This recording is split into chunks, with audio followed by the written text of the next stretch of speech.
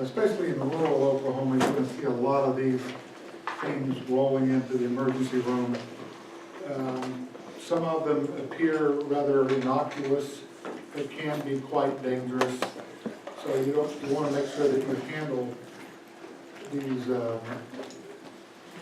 types of emergencies appropriately, and not disregard them, because at the time you saw them, they didn't appear to be a whole lot there. So we'll go over these things here, and hopefully we can get your questions answered. We're going to talk about thermal-related emergencies first, and then we'll talk about drowning, and then we'll talk about the bites that are all too frequent here in the state, both from flying and crawling things and slithering things. And we'll go over a little bit about how to deal with certain envenomations. So we'll start with cold, then we'll flip over to heat, and then drowning, and then the different the bugs. If we start with cold, there are 4 levels, well, really 3 levels of cold thermal-related injuries that you need to pay attention to. There's hypothermia, systemic hypothermia. The definition of hypothermia, we'll get into that in just a second. When is somebody hypothermic? If I'm cold because this room is cold, that's not true systemic hypothermia. That's just, it's cold. Systemic hypothermia is a whole different animal.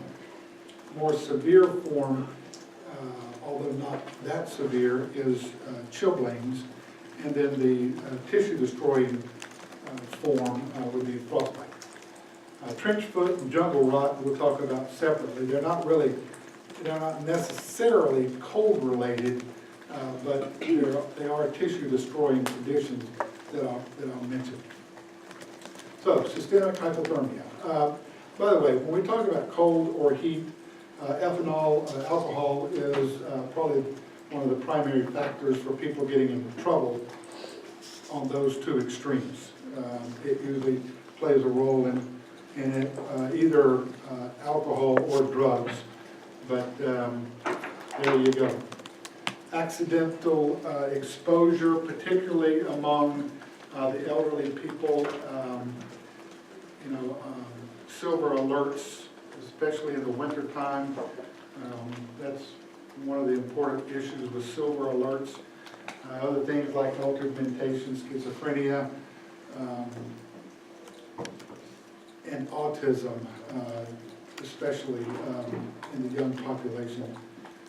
Inactivity, by inactivity I'm talking about somebody falls down a culvert or is in an accident and is submerged in cold water or something like that, where they're restrained and unable to move. They can be, as athletic and everything else, but if you're in a situation where you can't move, then the inability to generate heat to prevent hypothermia exists in that regard.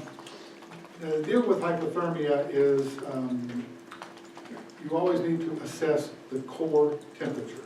The core temperature is determined by a rectal thermometer only, a rectal thermometer. No oral, no axillary, no skin, it's a rectal thermometer. If you have a patient coming into the ER, either too cold or too hot, you use a rectal thermometer and get the core temperature. If your temperature taken orally is 98.6, if you take it rectally, it's going to be 99.6. So it's usually, the core temperature is usually a degree higher than the oral temperature. The diagnosis of systemic hypothermia is based on a core temperature of less than 95 degrees. And I provided Celsius and Fahrenheit in here for your viewing pleasure. Okay.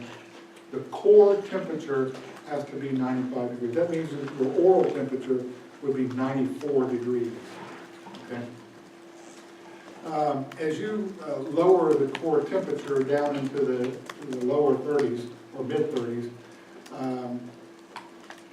from 98 points or 99.6, that's when your body takes over with its very numerous physiologic effects, goosebumps, shivering, shunting, peripheral vascular constriction, shunting blood to the core, that sort of stuff to preserve vital organs. But then once you get down to 33 degrees, which is about,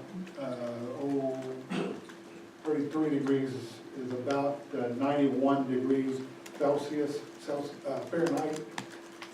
That's when your body can't keep up with it, and you start slowing down on those physiologic mechanisms, like shivering.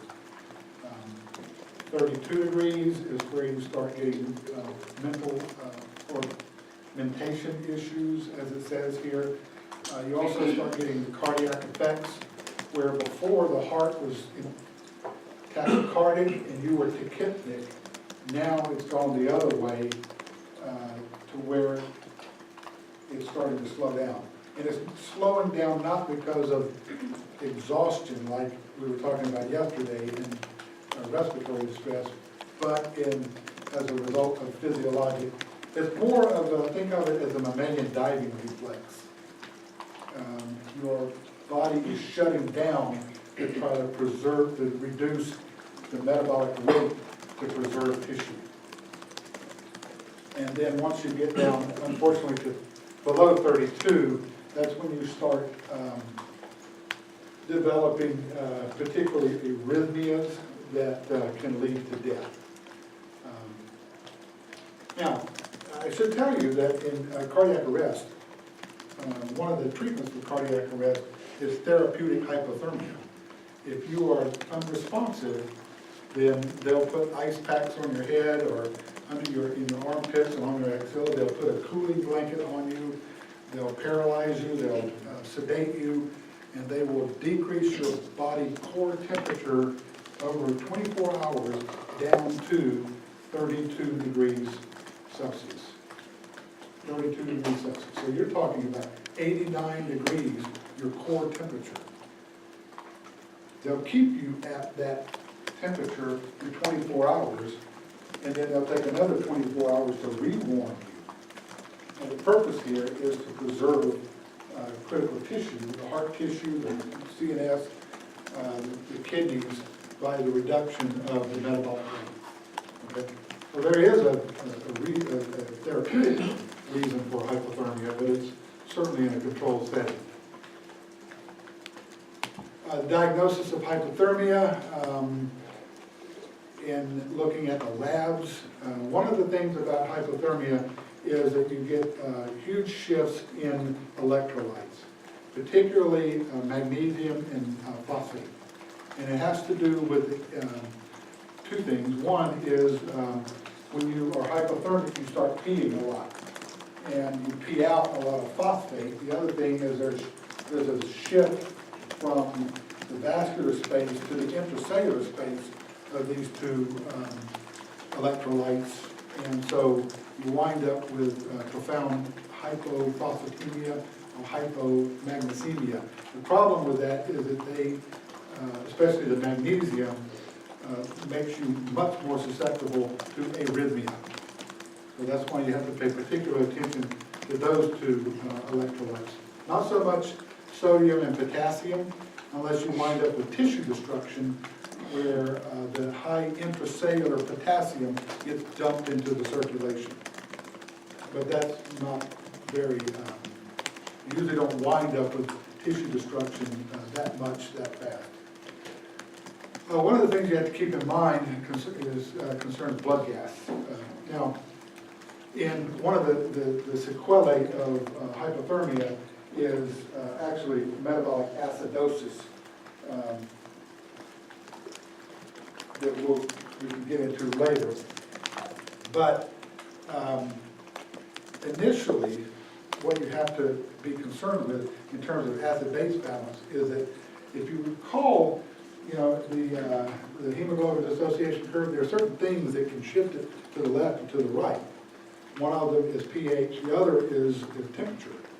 And that's dependent on pH, obviously dependent on the the partial pressure of dissolved carbon dioxide. Well, cold alters the ability to, the solubility of oxygen and CO2 in blood.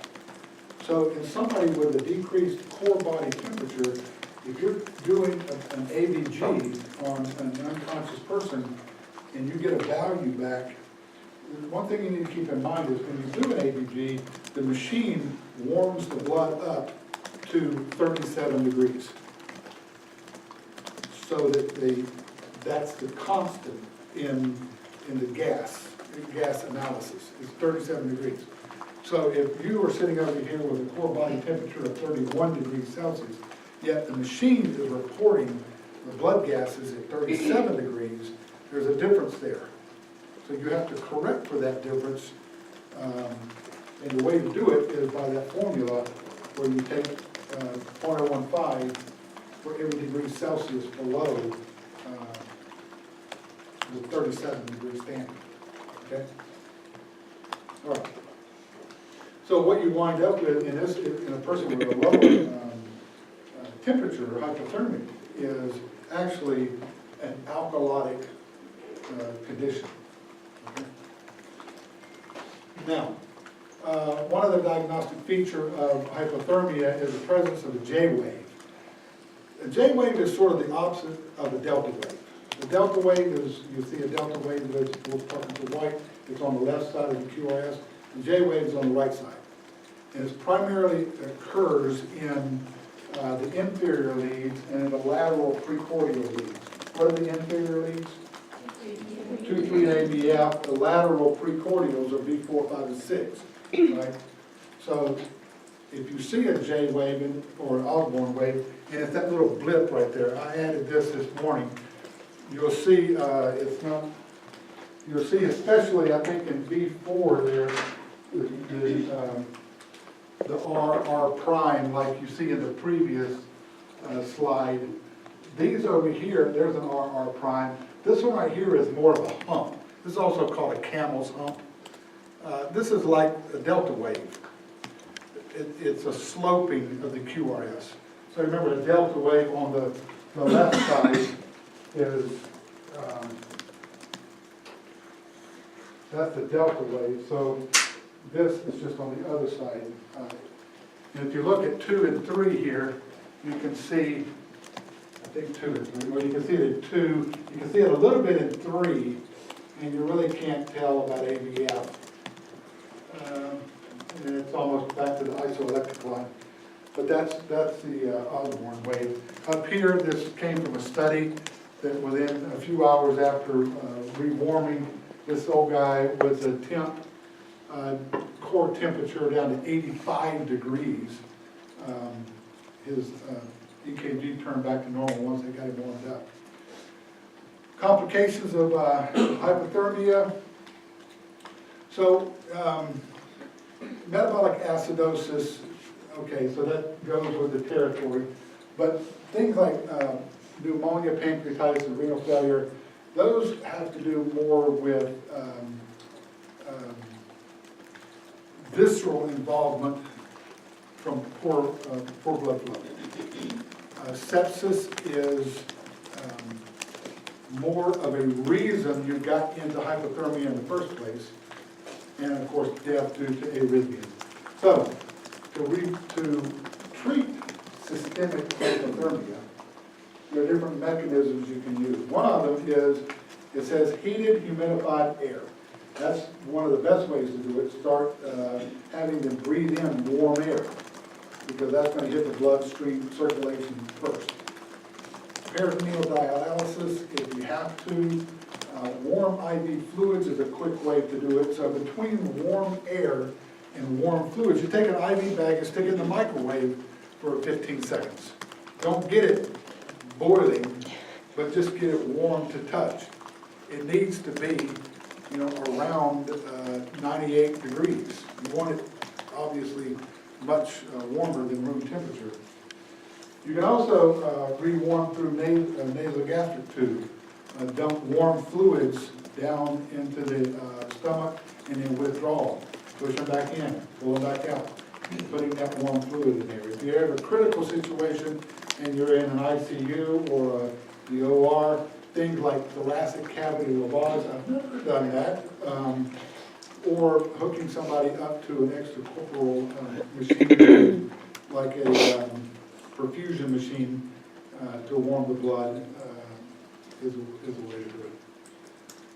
Most of the circumstances that you're going to come into involve just warm IV fluids. Will take care of most of what you're going to encounter. Complications of rewarming, this is something you need to watch out for, because as you rewarm, the heart becomes more irritated, and they're never rewarm somebody without a crash cart right there by you and them on a monitor, because the incidence of arrhythmia, fatal arrhythmia, is just as high in rewarming as it is when you got in trouble in the first place. Okay.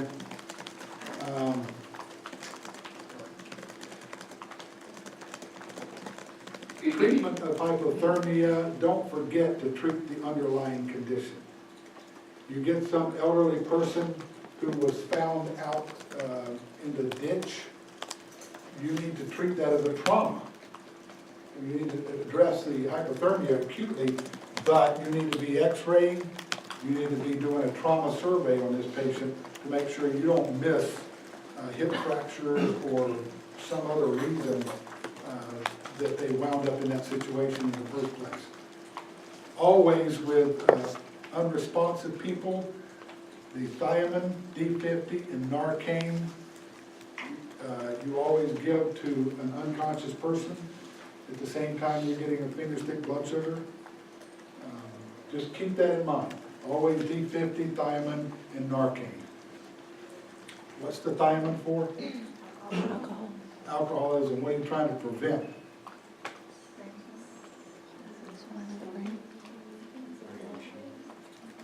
Is what?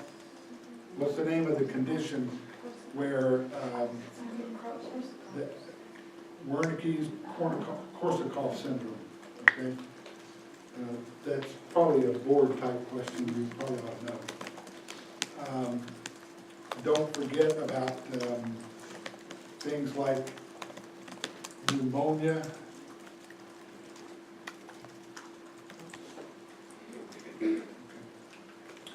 Now, cold extremities, your extremities can tolerate a lot more cold than your core can. You can get your extremities down to, you see where it says 25 degrees or 77 degrees Fahrenheit. You go to Lambeau Field and watch a Green Bay game in January, your core is going to be sitting at 98 degrees, but your fingers and your nose and your ears are going to be down to that. They're going to be cold, okay? So you have to make sure that you watch out for it to prevent chilblains and frostbite that I'll talk about in just a second. If you don't, and those things settle in, then the capillary ischemia, thrombosis, and the freezing of the tissue and tissue destruction are going to occur. Chilblains is, everybody's had chilblains. You go to an OU game in December and it's cold outside, and you take your shoe, you can't feel your toes anymore. You get back in the car, you take your shoes off, and they're bright red, and they're burning now because they're warming up. That's chilblains, okay? It's temporary, it doesn't destroy tissue. It's a vascular response. It's a vasculitis, as it says here. It's self-limited because you're not destroying tissue. It's self-limited. It will get better. All you have to do is rewarm it. The thing about chilblains and frostbite, one of the symptoms is pruritus. They itch. You know, they feel like they itch, right? So that's pretty common. The treatment for it is to elevate the extremity because they're going to throb. As you regain sensation, they're going to throb. If you elevate the extremity, you remove the throbbing. And don't rub them. As a matter of fact, there's only one instance where you should actually rub a temperature-related issue, and I'll talk about that later. This is not one of them. Don't rub it to try to get the circulation going again. That's counterproductive. Frostbite now, on the other hand, is tissue destroying. And you designate frostbite just like you do burns. You got first, second, third degree, fourth degree burns. You do it the same way with frostbite. The symptoms of frostbite, though, can be very deceptive. I'll say that, and I'll give you an example here. Minimal frostbite, it can be whitish to an ice-like look to the skin. They can be the skin can be taken on a hard plastic appearance. It can be really firm, decreased mobility. If it's, depending on the severity, you can lose sensation, and the last bullet point there about no symptoms until rewarming occurs, meaning getting your feeling back in the area of involvement. Now, when you look at frostbite, you can look at things like, oh my gosh, this is horrible, these toes here.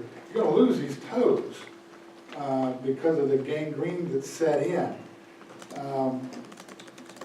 Or you're going to lose that ear. I mean, it's black. It looks like, I mean, it's horrible. But I'm going to tell you, when we get to treatment here, delay surgery as long as possible. Okay, because I said it can be deceptive. I'm not kidding with you. One time when I was a student out in Oakley, Kansas, way out in western Kansas, there was a guy that was homeless. He was walking down whatever that interstate is that goes through Oakley, and it was in the dead of winter, and it was cold as I don't know what. He winds up in the ER, take his shoes off, and his toes look just like that. His feet look just like that. And the month that I was there, he stayed in the hospital that entire month. He actually did not lose a single toe. He got all of the, he lost the skin, but it regrew the skin. But he didn't lose a single toe. So that's why in the treatment of frostbite, you delay amputation as long as possible. Okay. When you're talking about rewarming, you got every possible symptom here, sign and symptom. So if you're on a test question, whatever it is, it's going to be the right answer. So treatment of frostbite, the last thing there, delay surgery as long as possible. I emphasize that. You rewarm, this is another one where you don't rub. You rewarm the area as quickly as you can. If there are blisters here, if they're open blisters, you can just treat it like a burn. Some people still use Silvadene cream, which is an antibacterial cream that prevents infection of open wounds, particularly burns and blisters. If it's closed, then an emollient like aloe or aloe will help the condition.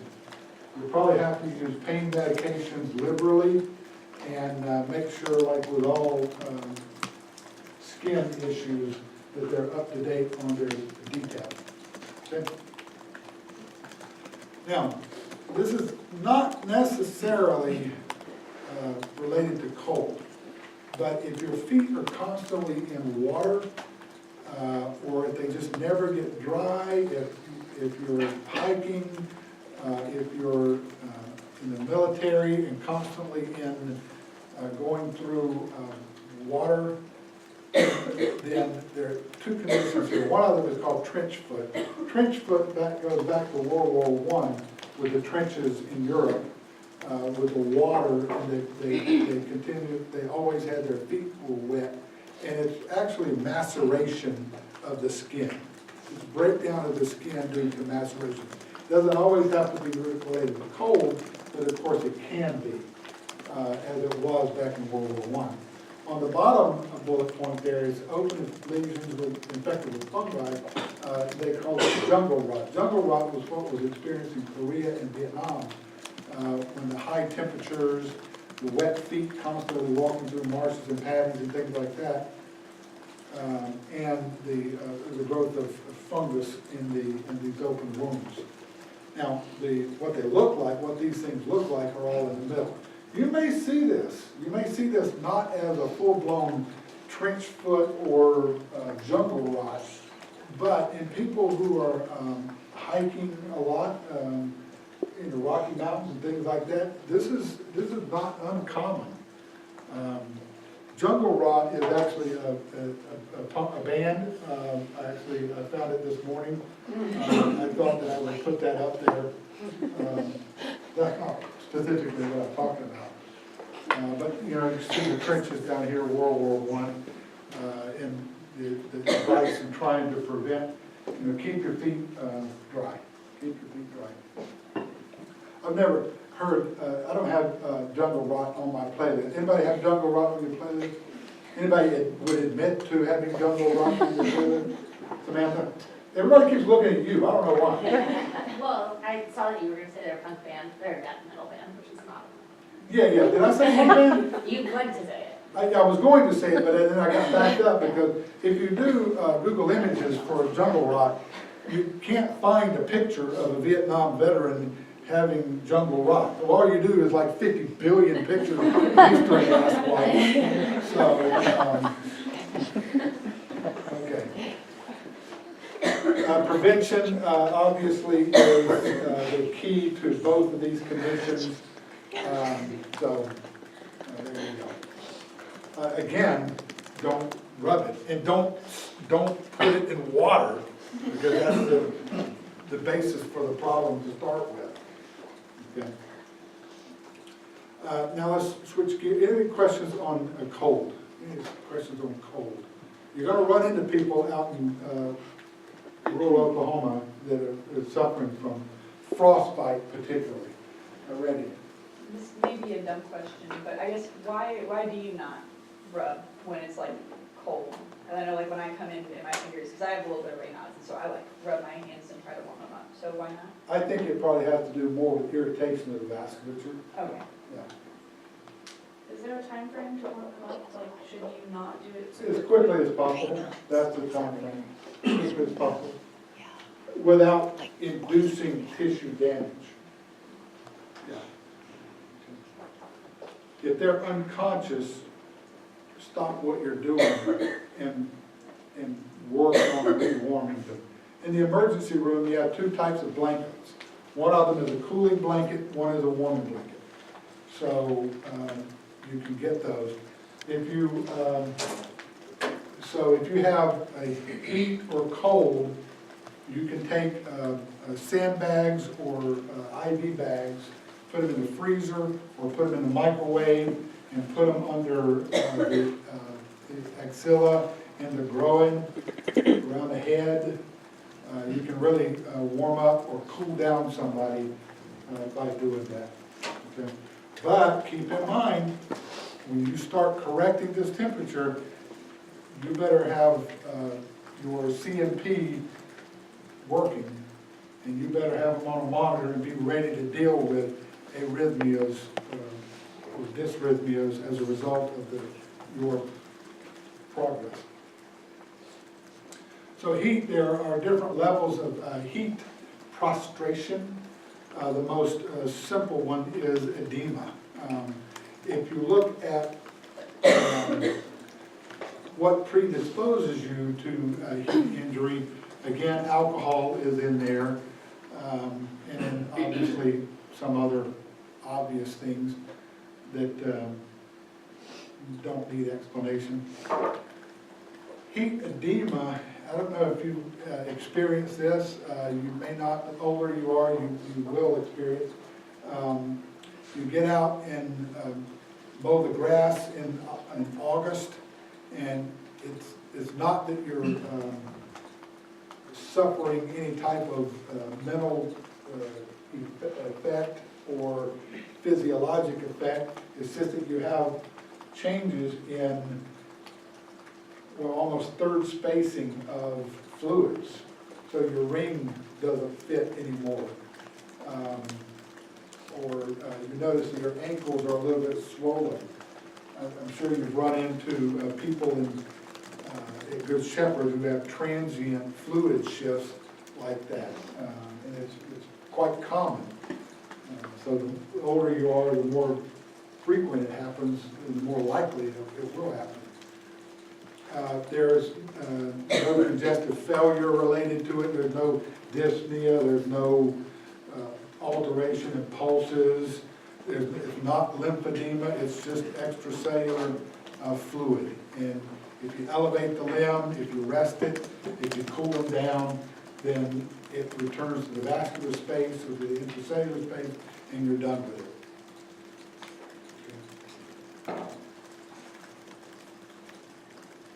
Rarely do you have to get into compression stockings to treat heat-related edema. You know, if you have, especially in the rural areas, in July, July is when harvest is for wheat here in this state. And so you're gonna run into a lot of, these guys are out there, these families, not just guys, but they're out there in the fields all freaking day long. This is a common occurrence. And if you put them in the hospital overnight, just watch them, monitor them, put them on a monitor, rehydrate them a little bit, elevate their legs and stuff, they'll be just fine. Would you recommend compression stockings to prevent it? No. She asked, would you recommend compression stockings to prevent it? It's usually not that severe. It's just, you'll notice that one of the things that if you're unlucky enough, they will present with a hypoxic finger because their ring is now too tight. They can't get it off, and they're losing sensation in their finger. So, because their finger's swollen. So, the way to get a ring off, there are different ways to get a ring off the finger. One is there's a cutter that will destroy the ring. It will cut the ring. Like a Dremel tool type thing. It will cut through the ring, you spread it apart, you get the finger out. The other is to take umbilical tape. Umbilical tape is like 2 or 3 millimeters across. It's white cloth tape. And what you do with, it's not tape, it's a ribbon. It's a ribbon, that's what it is. It doesn't have any sticky side to it. It's a ribbon, a thin ribbon. You take it and you start it on the end of the finger. Let me see the finger. You start it on the end of the finger, you just loop it around the finger, and then you just loop, you keep wrapping it around the finger tight, so you're compressing everything towards the ring.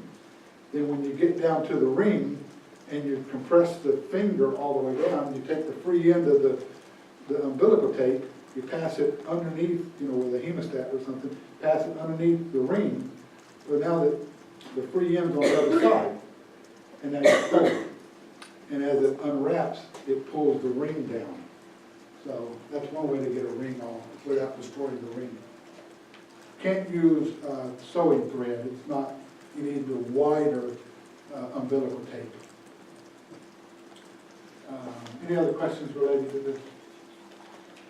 Now, heat syncope is a little different here. It's a little bit more severe form. It's just passing out because of the heat. And so the syncope related to this usually is only a matter of a few seconds, no more than a minute. As soon as you get them down, and the reason that heat syncope occurs is transient hypotension. As soon as you get them lying down, as soon as you get them cooled off a little bit, they'll usually pop to real quick. This is the condition where you see, it's in the military quite frequently, people standing at attention, and you get this venous pooling, or it says, standing causes pooling of blood that produces the hypotension, and they pass out. You've seen it in weddings a lot, you know, the weddings, you got the monkey suit on, you're hot. It's always the grooms, the ushers, never the bridesmaids. I mean, how many times have you seen a bridesmaid pass out? Anybody seen bridesmaids? No. How many times have you seen a groom or usher pass out? I remember my best friend in college, he got married, and Steve Bradford, we all got drunk, well, I didn't get drunk because I didn't drink, but they got really drunk. And the next day, Steve Bradford was standing up there, and we were in his church, it was a high-dollar wedding and everything, and Steve Bradford just, face planted. And it was heat syncope, because it was in the summertime in North Carolina, hot, humid, standing up, Venus pulling, hypertension, really funny. Okay? Again, it's transient, doesn't result in any type of significant tissue damage, cool them down, and you'll be just fine. Cramps are different. Anybody had heat cramps? A lot of people, some people say yes. Exercising out in the summertime, not staying hydrated well, it can produce, because of the sweating, theoretically, you can produce electrolyte disturbances that are thought to produce the cramps. You see it all the time in football play. They run them back to the locker room and run an IV in them. There you go. A little bit more severe form. There's no tissue destruction. It has more to do with just hydration and possible electrolyte shifts. I say possible because it's never actually really been documented. But it is a volume, I mean, it is a water depletion. That is true. Heat cramps, the way to deal with it is, this is the one exception to rubbing it. Rubbing heat cramps will help. And you see on the field where they try to massage particularly the gastroc soleus or the hamstrings to get them to quit cramping. So as it says right here, the sodium and potassium, which are going to be the primary electrolytes, they're not really, unless it's prolonged, they're not going to be altered. Okay. Oral hydration is the way to go. And I say here with sports drinks, if there's no nausea and vomiting occurring. And I say with sports drinks with a grain of salt here. You don't have to use a sports drink. Water is just fine. You have enough sodium and potassium in you to take care of the electrolyte. But if you want to believe all of the Gatorade, 10K, all sport hype, go get you some. That's fine. If you want to go piss your money away, go do that. Otherwise, just drink water. Okay? And by the way, you don't need to sit here and drink water all day long. You only need to drink water when you're thirsty. You have a physiologic mechanism for water. You don't have to sip on a gallon. Who had a gallon of water? There you go. You don't have to sip on a gallon of water a day. And you might as well just be peeing up a rope. There's no point to peeing up a rope. It comes right back down to remind you of that analogy. So you only need to drink water when you're freaking thirsty. Okay? Anything else? If you have to get into parenteral replacement of fluids, use normal saline. Don't use half normal saline because you are diluting potassium and sodium by doing, not potassium, you are diluting sodium by doing that. Use normal saline, physiologic saline. Now you can use lactated ringers. Lactated ringers has a tiny, tiny, tiny bit of potassium in it. Not very much, actually. It's only 4 milliequivalents per liter, and you're going to require 40 to 60 milliequivalents per day normally, so it's really not that much. But that's fine if you want to use lactated ringer. Yes, thank you. In addition to massaging the muscles, is stretching a thing? Because we used to do that, but I don't know, is there any truth to that? I think stretching, probably just to help relieve the cramp, but the whole thing is to get the cramp out, and stretching like massaging would probably be helpful. Yeah. The 1 to 3 days of rest is probably not going to work. Nobody's gonna pay attention to that, especially your high school or college athletes. Now, heat exhaustion, now we're getting to something a little bit more serious. This is systemic. The other ones is just a matter of cooling them down. Now you've got to worry about actual physiologic effects or anatomic defects. You're going to see a lot of heat exhaustion here in Oklahoma. Here there most likely will be electrolyte disturbances, so you're going to have to monitor them. And like cold, you have to get into management of arrhythmias when you're trying to resuscitate them. Heat exhaustion, I remember when I was in high school football, decades and decades ago, they used to weigh us before practice. And so you go out there in North Carolina summers, it's pretty warm and humid in North Carolina in August. And so you'd come back in after practice and they would re-weigh you. And if you lost 5 pounds, 10 pounds, whatever, you got salt tablets. You got so many salt tablets per pound of water you lost during practice. That's actually a good way to kill somebody. You don't do salt tablets anymore. The way you recover from heat exhaustion is fluids. It's fluids, not the salt, that you have to worry about. Okay. If you wind up with hyponatremia, then they need to be in an ICU.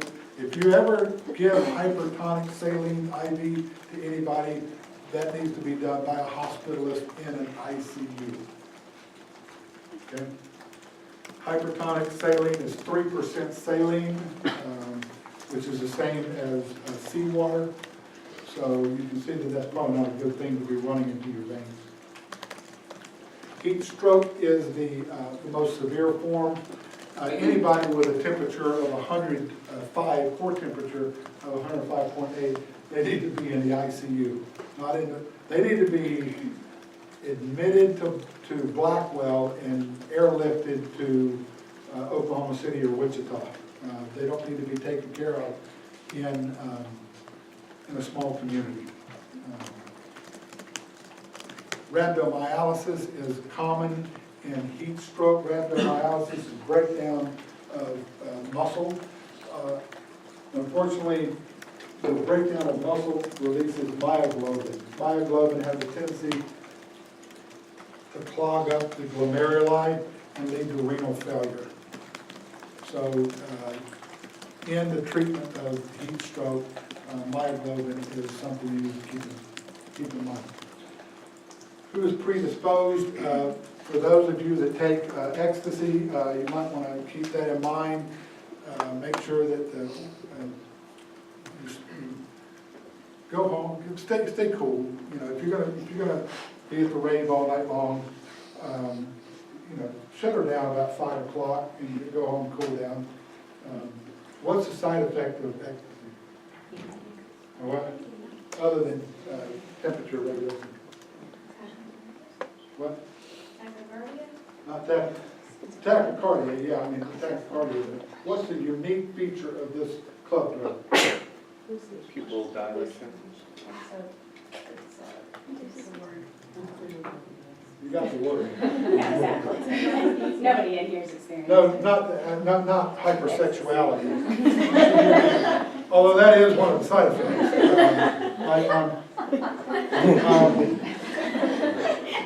Bruxism, grinding your teeth.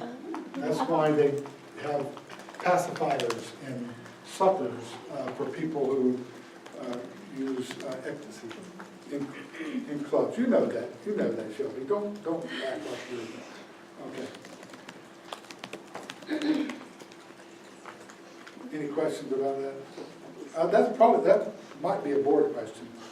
Bruxism with ecstasy with a unique feature, in addition to the temperature overheating.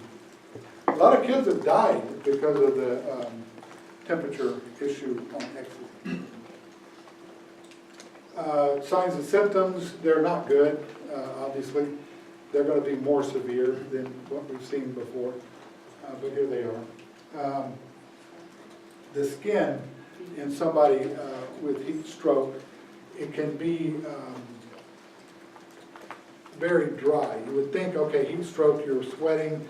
No, at this point, the body's shutting down, and it can be quite dry.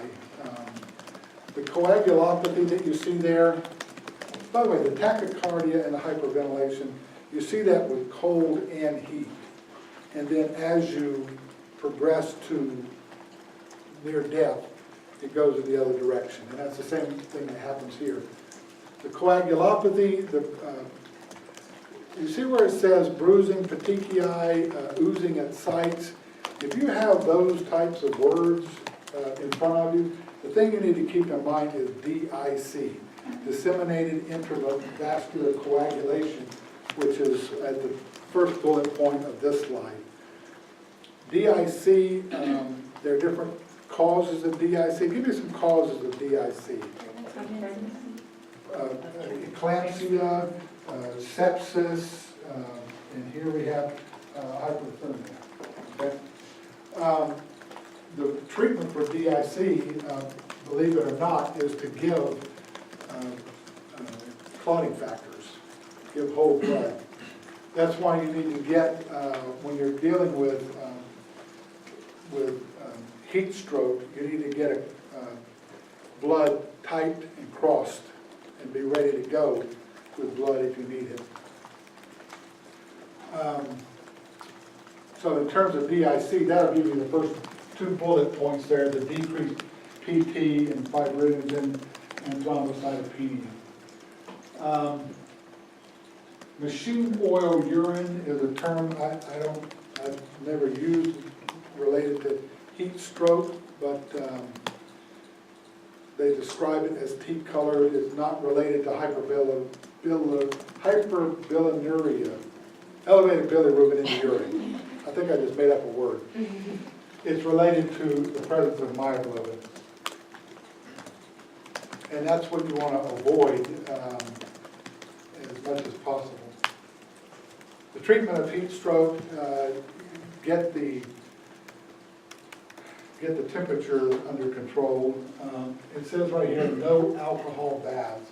Alcohol, if you put it on the skin, has a lower temperature of evaporation.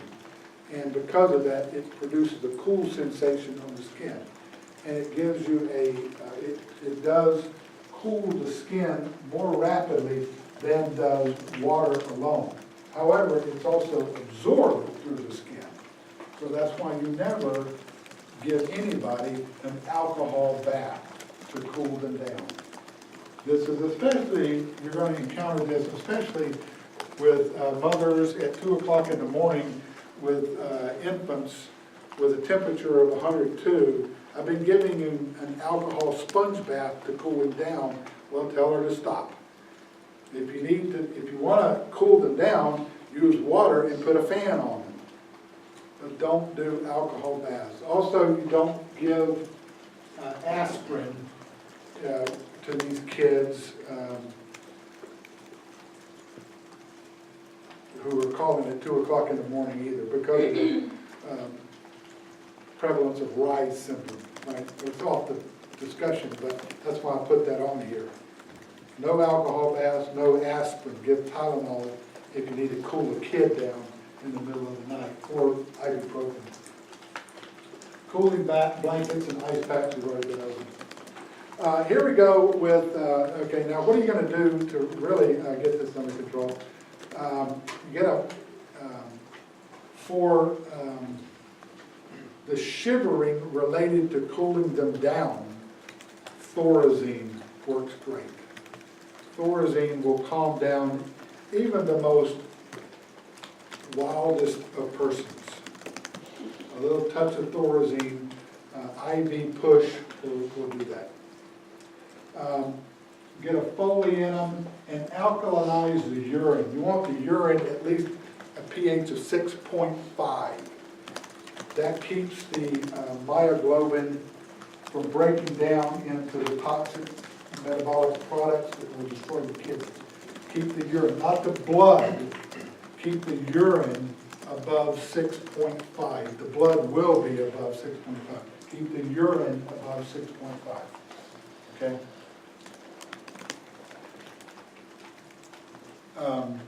One of the things that you need to understand about heat stroke is that you're talking about somebody whose temperature has acclimated or equilibrated to the environment. This is not a hypothalamic reset of your temperature, the set point of your temperature. This is, you are hot to the core. So aspirin and Tylenol and ibuprofen are not going to do anything to reduce the temperature, the core body temperature. You have to focus on getting the core cool with the cooling blankets, ice packs, stuff that I mentioned earlier. Okay, got that? Why don't you take a break, and then we'll come back and change gears again.